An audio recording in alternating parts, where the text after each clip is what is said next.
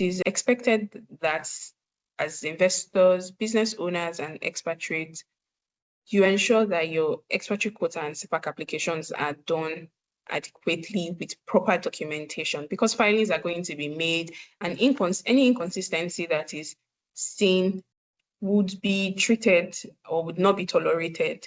It can lead to a lot of things depending on what the Nigerian immigration or the ministry decides to met on an offender. So please always comply with the required compliance frameworks. And it's also advisable that you get professionals like Famous Advisory to help with the process, just to make sure it is seamless. All you need to do is supply the necessary documents and pay the required fees, and you get your approvals within short period of time without any hassle.